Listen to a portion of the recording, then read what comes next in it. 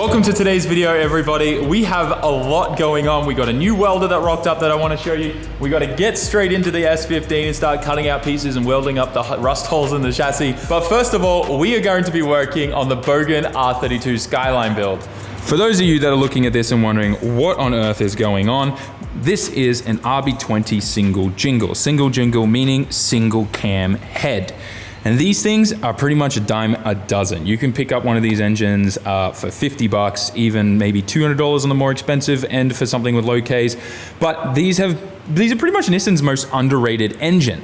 And the best thing that we've discovered recently is that a ton of parts bolt up to this, cheap parts out of Australia and New Zealand for the RB30, which also came as a single cam head. So this exhaust manifold was cheap. It was like 200 bucks. This turbo, this is a little bit expensive, but we can obviously throw something else cheaper on there that is a lot more affordable. But I'm starting to look at this engine package and wonder if this could be a good replacement for the JZX 100 missile platform, because you can still get, I can't remember if it's the C34 or the C35 Laurel, but they are very cheap chassis when they come with the RB20 single cam engine. Normally they're about $3 grand, and if you can then spend roughly about another 3K on top, then you've got a $6,000 300 horsepower drift missile. That's long wheelbase, just like the JZX 100. And I think that's gonna be something that I'm really interested in, and it could be something that'll help out a lot of people that wanna get into drifting and have a missile out here at Ebisu. So that's why I'm kind of jumping in the deep end here. But obviously this started out as kind of just a joke, and now it's quickly evolved into, well, let's make this thing a proper build. So all of this has to go, despite how much I love this, but we are gonna be putting a proper intercooler on it, and I wanna give this thing a fighting chance. So first thing, our wastegate finally arrived. It's an old style HKS wastegate 50mm one. It's not a real one, it's not a genuine one. This is super cheap. I think you can pick these up anywhere from $90 to $200 depending on who you buy it through, but should do the job all right for what we want. My goal is to start off at 0.5 bar and work our way up from there and see if it'll hold 1 bar, which would be like 14 PSI. I think that's gonna be pushing it, but if we just hold this thing at like 12 PSI and it makes around 300, that'll be perfect. The other issue is we have a 1.0 AR rear housing on this. That is huge for a 2-liter engine, and while it did sound super responsive, I want to give this thing a fighting chance. I did a ton of research, and because HKS in this era used Garrett turbos, essentially, I was able to discover that this turbo, the T04Z, is actually a GTW 38. And I found that you could get rear housings for those in a T4 twin scroll orientation in a 0.48 rear housing size. And this only costs like 150 bucks. So we're winning. And it came with a bunch of mounting hardware and a brand new gasket. So we're winning right now. I'm really hyped about this. And I think this is gonna make it even more responsive and more practical with this whole setup. That's a lot of talking, and we still have a lot of things going on in the shop that I wanna show you today. But let's get straight into this.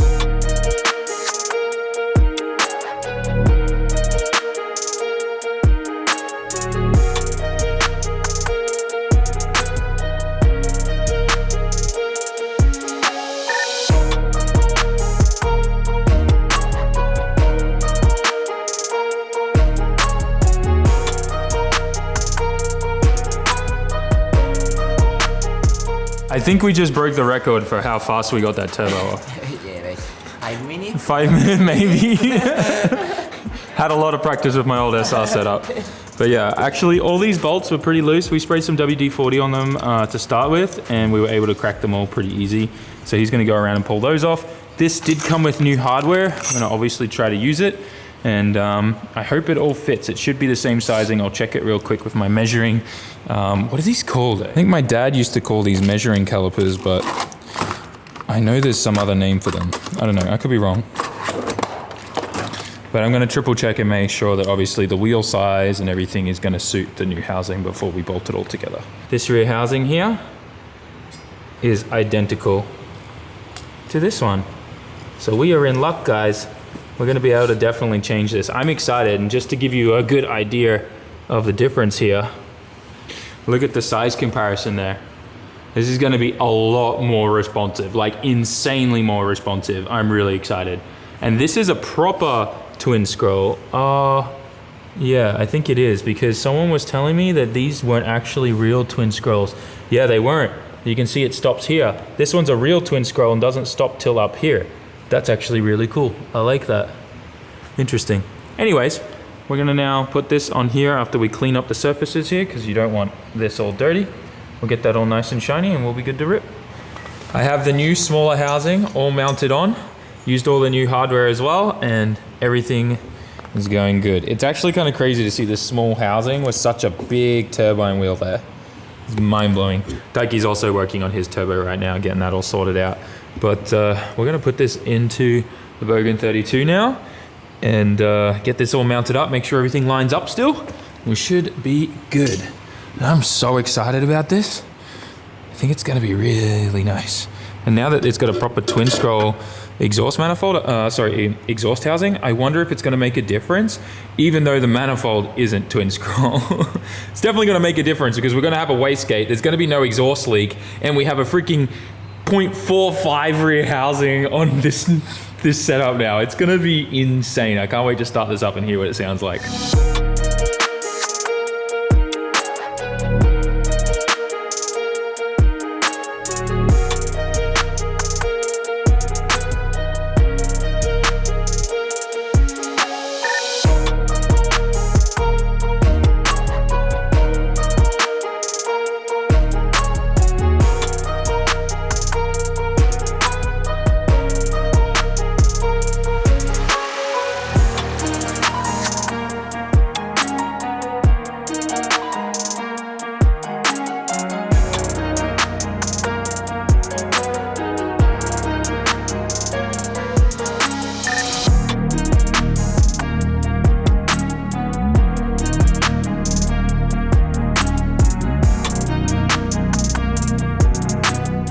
We got the turbo all mounted on. The only thing that didn't fit the same way was the downpipe. It seems like we've gone to a smaller, kind of different V-band. The HGET's V-band was just a lot bigger and it's like double grooved. I didn't know that they were like that, so there you go, the more you know. So, luckily I had, yeah, don't ignore that mess. We had the downpipe from the abandoned S15 and that just made it right up, fit perfectly, got the new V-band on there and she good. So everything's all kind of ready for a test start, but we need to put a wastegate on first. So let's do that, bring the car in the air and get that mounted on there so that we can actually make some boost. It was a little tricky to get up in there and get everything mounted up, and this is literally like a millimeter away from touching the side of the transmission. It's actually a little scary. But it looks like we're going to clear it and be okay. I might shave a little bit off there if it's going to be a problem. For now, we don't have a dump pipe, but I'm going to make that probably tomorrow when my stainless piping gets here. But that's pretty much it. The gate's massive, but you can kind of tell it's almost like it was meant to be there. It like fits in there perfectly. I don't know if you call that perfectly being so close there, but hey, it's all good. Now I'm going to bring the car down and see what it looks like. See what it sounds like. More so than it looks. I cannot wait to see what this thing's gonna sound like. Bring it up just a tiny bit, just so the rear wheels are off the ground in case we want to test loading it up. Put a battery terminal straight back on there. Let's start this thing. Let's see what it sounds like. I'm excited. Touch wood, everyone.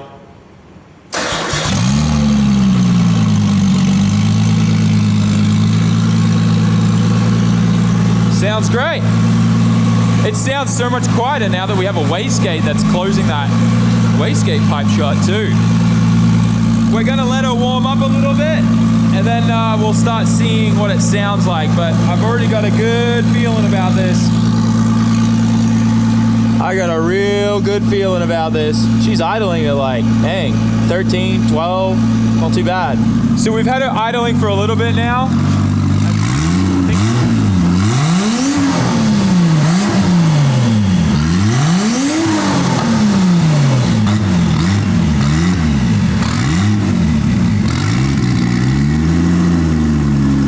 It's making boost, like really easily. I need to do this from inside the car. Zen Shigo, right? It sounds so different. And it sounds like it, look at all the carbon and and condensation and spat everywhere. Dude, hood dumps kind of suck for that, hey. My windshield is so dirty. All right, let's see what it's making just idle, like in park, in neutral.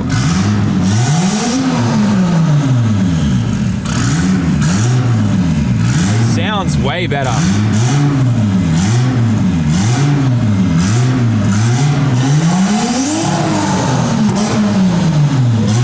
Oh my gosh. It makes boost too easy now, guys.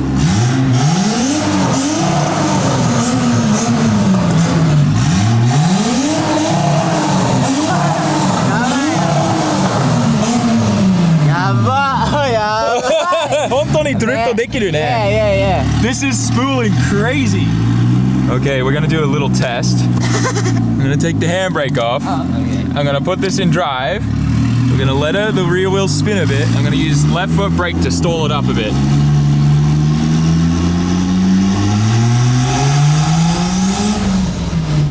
Sunzen. 3,000 RPM.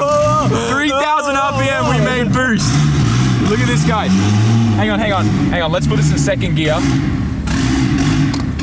Second, we'll make sure hold is on. All right, we're driving in second, gonna apply some brake.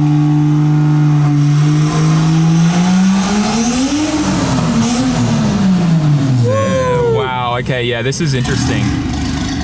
All right, we'll put it into drive again. I'm gonna put it in power mode on the transmission, whatever that means. We're gonna stall her up.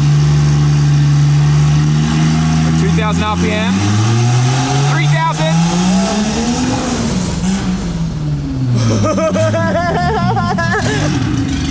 Okay, I'm gonna stop. We made more boost than we've ever had in this. It made boost so fast. Hey, the shore. What the hell? This is legit. Like 3,500. Yeah, coming to boost. Eh? Right? Yeah. Oh my god.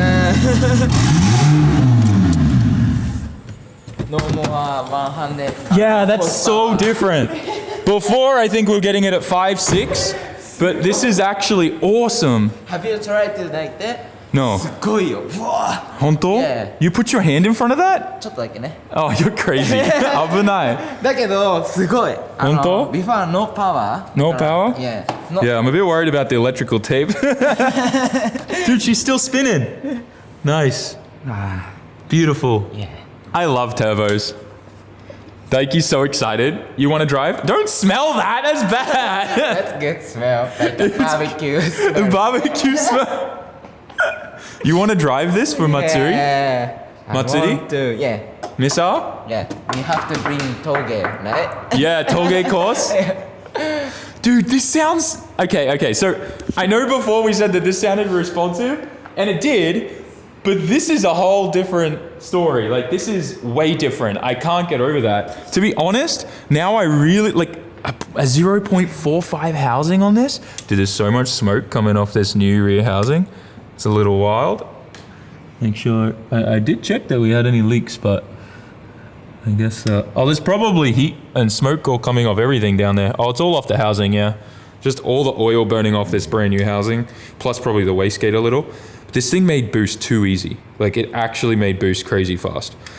I think this is going to be great. It seemed to handle it. I didn't see any pistons shoot out, so... What do you think? I don't know. you asking if the engine's okay? Yeah. I think it'll be okay. Really? Yeah, I think so. Kind of, maybe. Kind of. We put a link on here, Yeah. and we get rid of this and go coil pack with a bigger injector. No problem. I wasn't even looking at AFRs though. I was only looking at boost and RPM. Yeah, So this fast. spools so fast. I can't wait to drift this. I think this is going to be great. All right, now we got to figure out manual swap, link ECU, wiring harness, and diff. And hub swap to 5 lug. 5 lug. Because we have tons of wheels up there we can just throw on this. He's so excited. すごい. That sounds so good. Right? I can't get over that. So enough with the Bogan 32. It still surprises me that that thing keeps on giving. And in the next few weeks, you're gonna see us doing a manual swap. We've already got a really good transmission for it and a bunch of other parts. So this thing's gonna be pretty much ready to be a missile very, very soon. We're gonna do some kind of unique things with it to like make it stand out, I guess, if that makes sense. But Bogan 32 missile is a go, and we've got a manual swap and a whole bunch of other stuff coming for it. For now though, I wanna figure out our welder. So we got this thing super cheap. I did a bunch of research on a ton of like really cheap welders, and this one seemed to hit kind of all the tick boxes. I am planning to get a much better unit, and we're gonna actually be working with an incredible welding company soon in the future. But for the time being, I needed something to be able to MIG with. So this is what I got. This little baby is 200 amps, does gas or no gas. It also does stick welding, but this had some pretty decent reviews for what it was, and you can do 200 volts or 100 volts, and I have both of that here. Today though, we don't need 200 volts for what I'm gonna be doing, which is gonna be like body stuff. But before we kind of get on that, I wanted to test it out. Our regulator just arrived. Is that the right way to open it?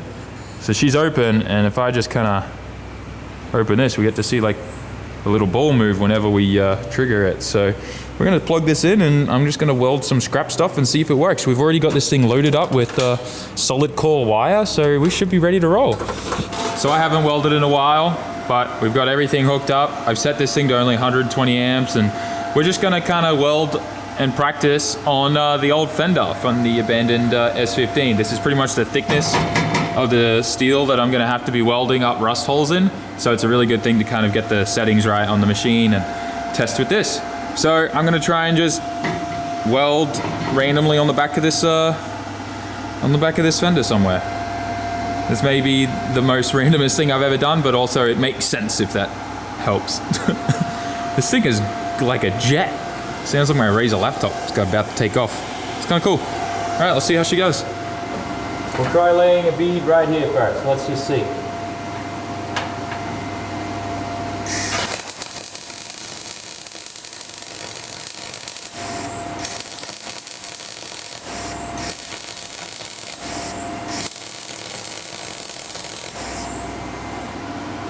Not too bad. She's a bit smoky.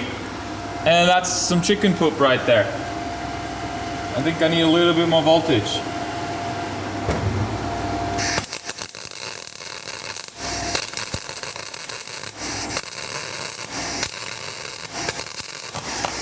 Oh, we blew a hole. We blew a hole.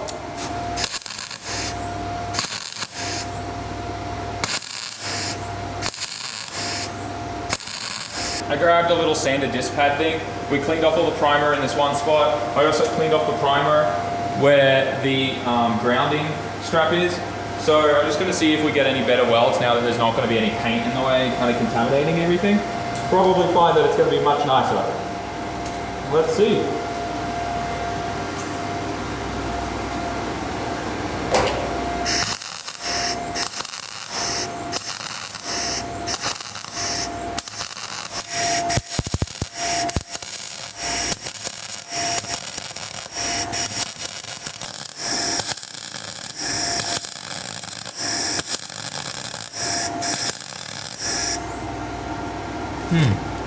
Not bad. It's not great, but hey, it's something. Definitely like when the paint is cleaned, you get a much better bead. But you know, it's something and it's working. That's the main thing, I guess. But yeah, we're now like at a much lower amperage, like 70 something. If I turn the amperage up just a tiny bit, probably be perfect. Holy crap! Nani kore?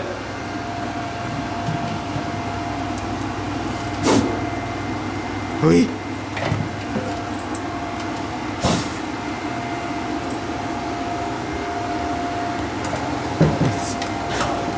What's happened?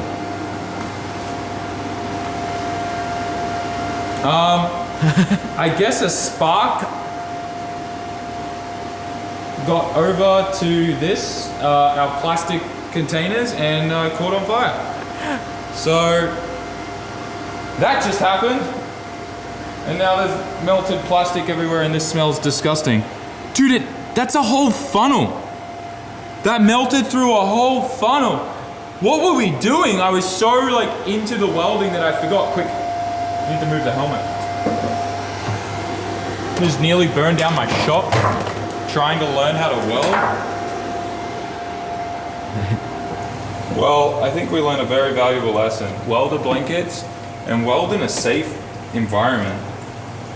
I just destroyed 3 things. A funnel, a drain, and a water bottle. All in one go. I really think like a spark flew over there and then it just started a fire. Like it started melting the plastic. That's wild. I'm gonna have to look at the footage later to see if we caught that all happen. But I'm glad I saw it when I did. That could have gotten really crazy. Yeah, in hindsight, that was a little dumb. It was on top of the coolant, so I guess it wasn't that bad. But that's scary. Like, how did that even happen?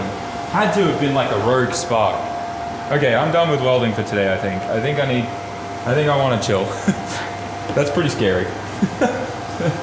I'm done. Well, I'm glad we learned that lesson now before something else more dangerous happened, and I'm definitely going to make sure that if there is anything close by that could catch on fire, we throw a welding rug or blanket over it. I actually did grab one when I got my gloves and everything, so I will actually use that, and I'm probably going to set up a much better kind of welding area so we don't have that kind of happen again. That could have been a lot worse. I'm glad we caught that when we did. Otherwise, though, I mean, this is kind of what we're dealing with here. These aren't the worst in the world, but I mean, if there's any welders out there that know what they're doing, is there anything that you can give me advice-wise on this? It just doesn't, I don't know. I can't tell if it looks like it's too cold or not, but then it'll blow through it if I heat it up too much, like, you know what I mean? So I think right now I was running it at like 80 amp, and this doesn't give you a wire speed option. Oh no, it does. Wire speed, it says here. So this is wire speed, and this is welding voltage. Huh. All right. Interesting. I just thought the A there and the V there meant like amperage. But if that's wire speed, that makes a little bit more sense now. Interesting. Okay. So yeah, let me know, guys. Obviously, I am not the best welder. I don't have a ton of experience. But obviously, I want to learn more. And yeah, give me some tips.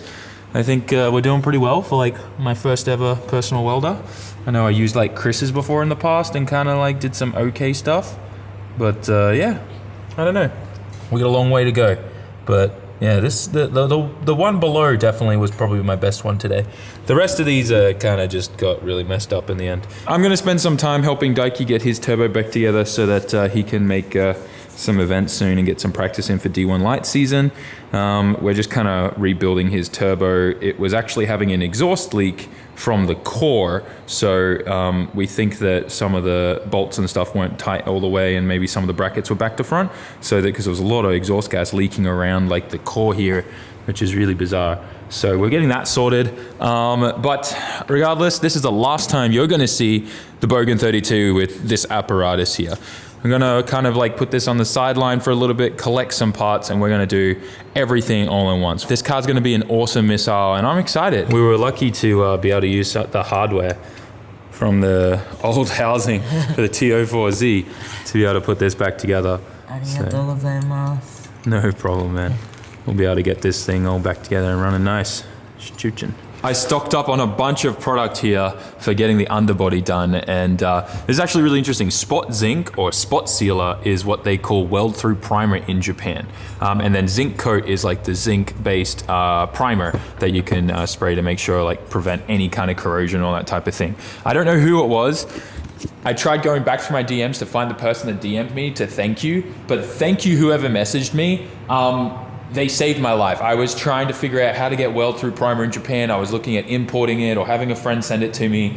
And it turns out Japan just has it, but no one calls it weld through primer. Even when using like the direct Japanese translation, people just wouldn't understand what I was asking for.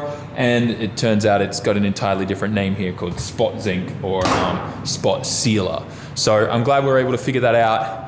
Car's gonna be getting all fixed up in the rear, and we'll be able to assemble everything there with the rear subframe and get the rear end back together and rolling so that then we can bring it to the body shop to have the front end chopped off. Because that's like the main thing we're waiting on right now, is to get that rear end all sorted out and treated and holes welded up and painted. Also, bed liner is called, this is another thing that blew my mind. It's called rubber chipping black. So it's like a rubber chipping black base paint. And it's the names for things make sense because like obviously bed liner's kind of got like rubber in it and stuff like that, but I don't know. Yeah, that's what bed liner is called in Japan, rubber chipping black. And then they have normal chipping black, which is kind of just like crinkle paint. And chassis coat black. I love this one, chassis coat. But anyway, that's kind of the weird names for things. We've got everything we need to get that done, and I just wanted to share that with you because it was wrecking my brain. We're gonna wrap up today's video here. Things are kind of hectic as well on the life side of things, with May pretty much due to pop out a baby at any moment. She's past, I think she's like on 38 weeks now, and pretty much the baby has crazy broad shoulders, long legs, and big feet. So if the shoulders get any broader and bigger, the doctors are a little concerned that May's not going to be able to push the baby out. So if things don't happen naturally very soon for her, things are obviously going to probably move into maybe like a C-section, or we may have to actually like induce labor early. So things are a little hectic there. So a lot of trips backwards and forwards from the doctor every couple of days right now. And we're hoping that the baby comes a little early, but normally your first one tends to like hang around there to 40 weeks. And if that happens, there's like no chance the baby's going to probably come out naturally because he's got such broad shoulders, and that's probably my fault.